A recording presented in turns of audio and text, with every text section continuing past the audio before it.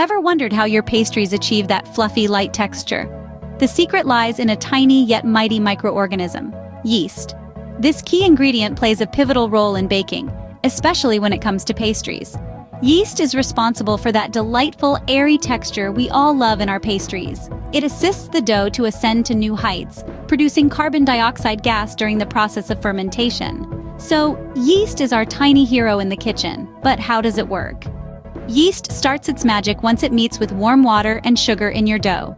Imagine this. You have a tiny organism, yeast, that feeds on the sugars in your dough. Now, this isn't a one-way street. Yeast doesn't just take, it gives back in a remarkable process called fermentation. During fermentation, yeast consumes sugars and, like a miniature factory, churns out carbon dioxide and alcohol. This is where the real magic happens. The carbon dioxide gets trapped within the dough, creating small pockets of air.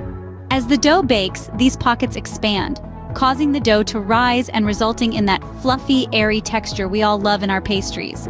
But what about the alcohol? Fear not, it doesn't stick around for long. As the dough bakes, the alcohol evaporates, leaving behind a rich, complex flavor that's the hallmark of yeast-leavened baked goods.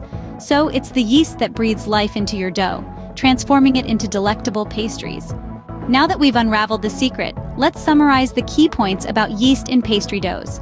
Yeast, a tiny microorganism, ferments the dough's sugars, creating carbon dioxide that causes the dough to rise, and alcohol that imparts a rich flavor.